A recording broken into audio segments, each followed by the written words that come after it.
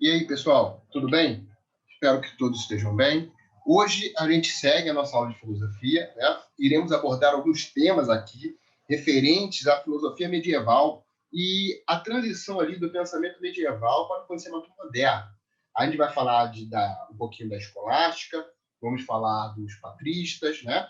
Vamos falar também de Santo Agostinho e vamos acabar falando de Descartes, né? Que a gente falou bastante dele quando a gente falou sobre o racionalismo. Beleza, gente? Vamos seguir. Vontade, livre-arbítrio e graça. Durante a Idade Média, a filosofia recebeu de pensadores cristãos contribuições que tiveram grande repercussão no campo ético.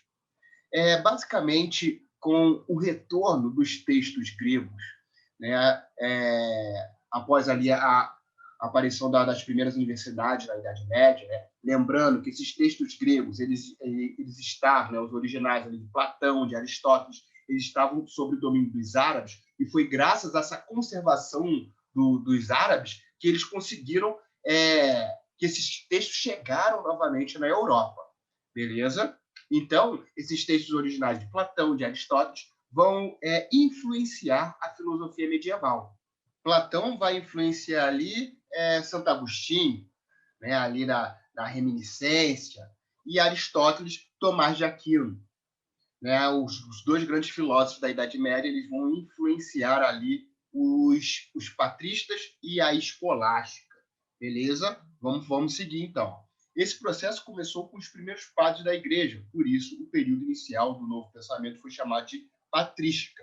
Patrística vem de padre. Obviamente, como na Idade Média o pensamento religioso ele está ali controlando a população, né, o pensamento religioso que conduz a sociedade, obviamente a filosofia ela vai sofrer influência desse pensamento religioso. Nesse grupo de pensadores destacou-se Agostinho de Hipona, que recebeu influência greco-romana, em especial do neoplatonismo e do estoicismo. Né? O neoplatonismo, como o nome já diz, é uma nova releitura da teoria platônica. E o estoicismo é uma das escolas helenísticas, né, da filosofia helenística, ali, da fusão de valores gregos com valores oriundos do Oriente.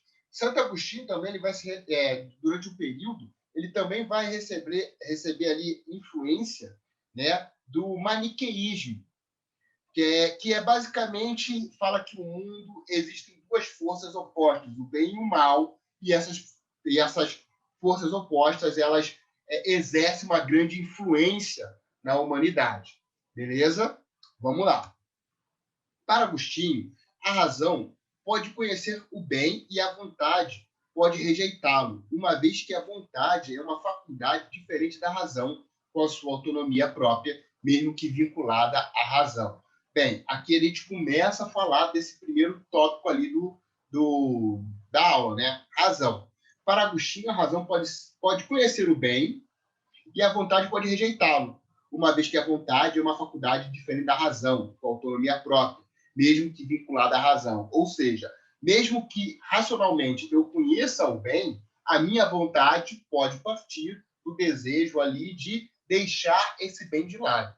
A liberdade é um fato da natureza racional do ser humano. Por ser consciente, o homem é livre e participa decisivamente do seu destino ajudado pela graça. O fator decisivo para afirmar a liberdade é, portanto, a consciência, a faculdade do intelecto, que não existe nos demais seres da natureza. Ou seja, o homem ele é o único ser que possui aí a consciência, né? Essa faculdade do intelecto que nenhum outro ser da natureza possui. Graças ao conhecimento que tem das coisas, a vontade humana tem condição de fazer escolha e não é obrigada a seguir os apetites e os impulsos que governam a vida dos demais seres. Ou seja, pelo homem ter consciência e razão, ele pode não sucumbir ali aos apetites, como fala, né, das suas vontades. Né? Ele tem ali a capacidade de de guiar o seu caminho independente das suas vontades, seguindo a trilha da razão através da consciência. Com base nessas escolhas, a razão deverá buscar os melhores caminhos por meio dos quais melhor caminhará para o objetivo da sua vida. Dessa forma, a escolha voluntária implica a ideia de consciência, da razão. Dessa forma, a vontade se torna o desejo da razão. Então, o homem é o único ser que tem a capacidade de transformar a vontade e na verdade, nortear a vontade pela razão. Né? Nessa última linha aqui, a gente fala o seguinte, ó, dessa forma, a escolha voluntária implica a ideia de consciência, de razão. Dessa forma, a vontade se torna o desejo da razão. A liberdade está vinculada à vontade, enquanto a razão está na esfera do conhecer. A vontade está na dimensão do escolher. Na reflexão medieval, o livre-arbítrio vem identificado com um ato que a vontade realiza em escolher uma determinação.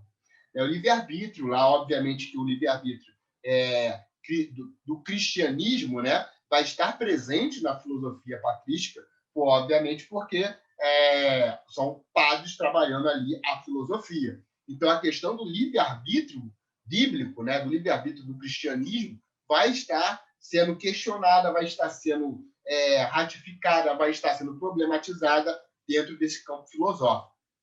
Assim, o ato da vontade é sempre livre, no sentido de não ser coagido, forçado, pois brota da interioridade mesmo do ser humano. Dessa forma, onde há liberdade, não há necessidade. Nesse sentido, a causa do ato é o próprio sujeito consciente que deseja. Isso mostra a natureza espontânea da vontade. Por isso, nasce aqui a ideia de responsabilidade moral. Santo Agostinho, ele vai trabalhar a questão do mal, né? O mal vai ser algo presente aí no discurso de Santo Agostinho, porque Santo Agostinho ele vai trabalhar com alguma questão.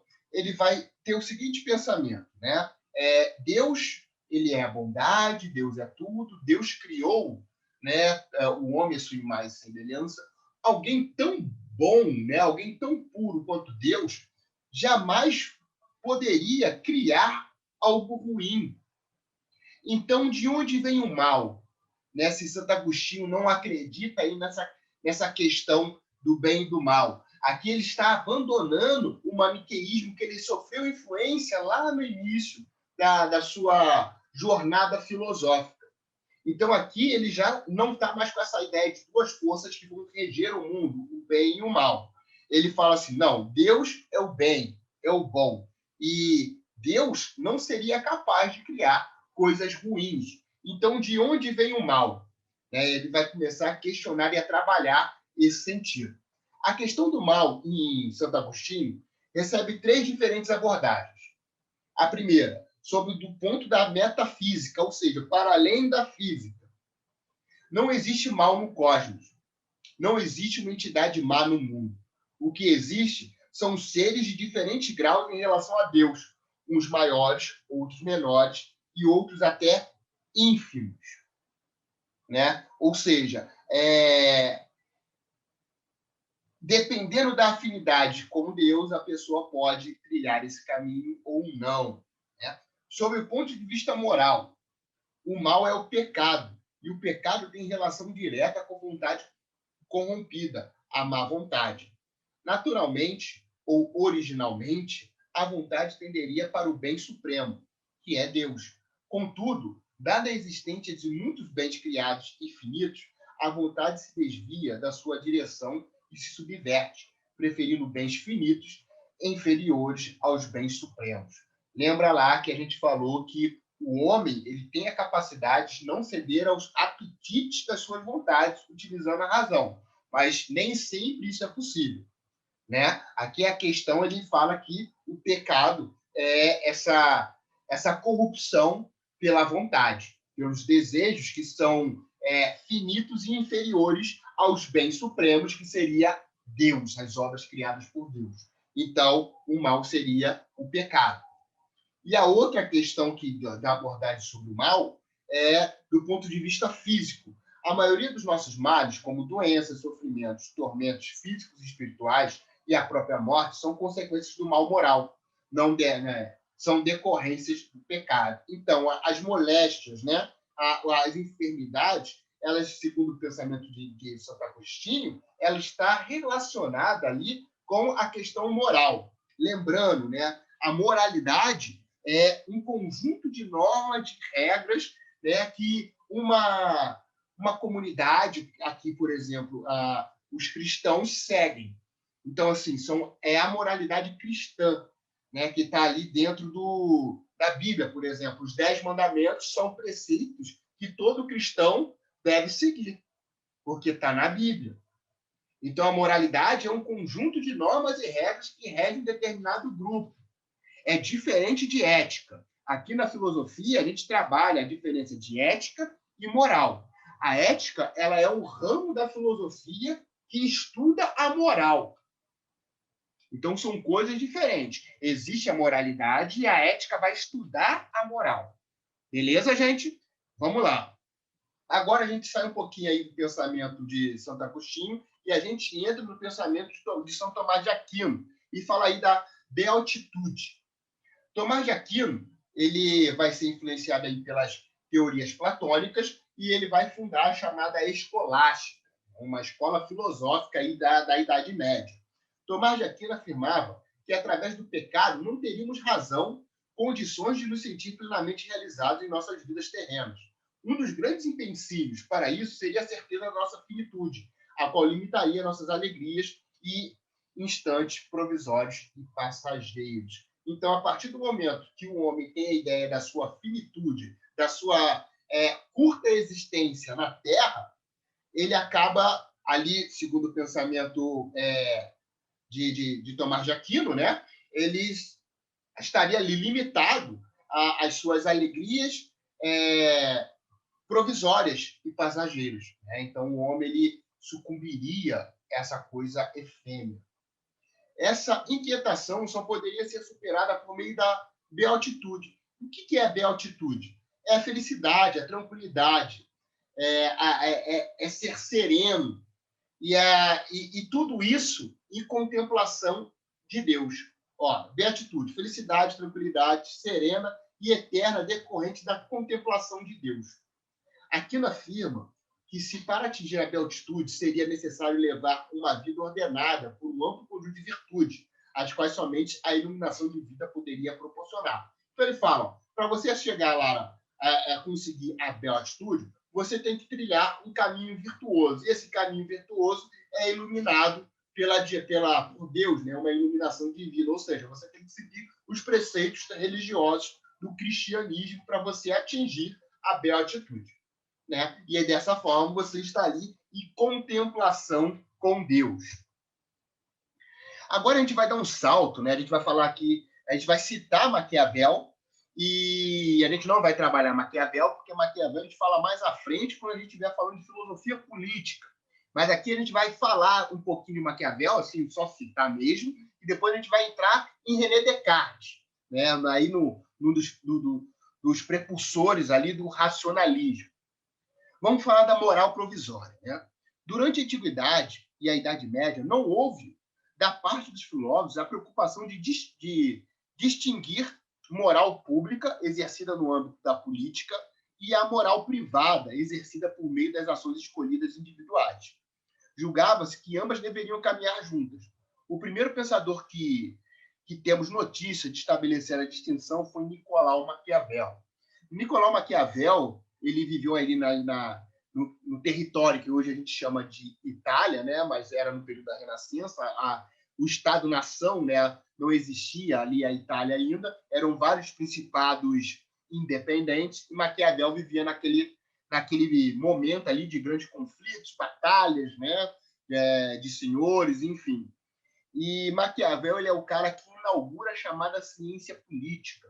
Seu livro mais conhecido, né, O Príncipe, e ele diversas frases do Príncipe elas são retiradas do contexto e aplicadas, e que dá a ideia de que Maquiavel era alguém ruim. Não, Maquiavel ele era fruto do seu tempo. Ele vivia num tempo de inquietação, de conflitos. E O Príncipe, por exemplo, é um manual de como um monarca deveria agir.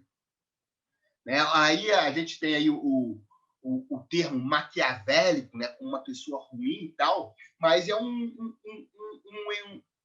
termo contraditório, porque Maquiavel, ele de fato era fruto do seu tempo, então não cabe a gente julgar se ele é uma pessoa boa ou ruim, beleza? Vamos seguindo. Só que a gente falou ali que Maquiavel foi o primeiro a separar a moral, né, a moral privada, e a moral política, né, que é o primeiro pensador que temos notícia de estabelecer a distinção foi Nicolau Maquiavel. E no século XVII, a gente tem a figura de René Descartes, aí, né, do racionalismo. E Descartes, ele vai... antes de falar de Descartes, vamos voltar aqui em Maquiavel rapidinho. Eu falei que só ia citar e já estou aqui me alongando em Maquiavel. Em Maquiavel, ele fala que as questões biológicas, né, o príncipe, ele deve ter sucesso nas suas ações. E isso pode levar a caminhos, digamos, questionáveis pela maior parte das pessoas. Né? A frase, os fins justificam os meios. Né? Um príncipe, ele tem que estar ali com o poder de tomar as suas decisões e se for para um bem maior, mesmo que seja uma decisão dura. Beleza? Então, agora vamos entrar aqui no pensamento de Descartes. Descartes reconhece o papel biológico das paixões para a autopreservação humana, mas recomendou um controle racional sobre elas, a fim que não comprometesse o conhecimento e a convivência. Então, aqui a gente falou de vontade, e aqui agora a gente está falando de paixões de autopreservação, né, de escolha, do que o homem deseja, né, para se autopreservar. Descartes, ele fala que ele reconhece elas, mas ele fala que é o seguinte, né, a gente tem que manter um controle racional sobre elas, a fim para a gente um controle racional sobre elas, a fim de que não comprometesse o conhecimento e a convivência. Descartes dedicou-se à elaboração de um método para conduzir a razão em busca pelo conhecimento. Ele acreditava que uma abordagem adequada de todos os problemas de que interessavam a humanidade se subordinava justamente à validade do método utilizado para alcançar o conhecimento. Apenas por meio dele seria possível fundamentar ciências voltadas a novos objetivos, entre elas a moral, denominada pelo filósofo como moral perfeita. Antes de alcançar esse método, não seria desejável permanecer sem referências para decidir entre o certo e o errado no momento de agir. Pensando nisso, o filósofo propôs 4 regras para compor uma moral provisória, pautada pelo acordo com as leis e costumes relacionados à autopreservação. E aqui a gente vai falar um pouquinho aí dessas 4 regras criadas por Descartes. Primeira regra, obedecer às leis e os costumes nacionais, a religião e a moderação, evitando excessos. Segunda regra, ser firme e dedicado nas ações, seguindo as opiniões provisórias com o mesmo rigor que se teria da relação às mais seguras. Regra 3, vencer a si mesmo e não ao destino, buscando mudar os próprios desejos e não a ordem do mundo. Regra 4, adotar a melhor das opções, cultivar a razão para alcançar o conhecimento verdadeiro, seguindo o método cartesiano. Beleza, gente? Então, pessoal, ficamos por aqui. Grande abraço, tchau, tchau e até a próxima.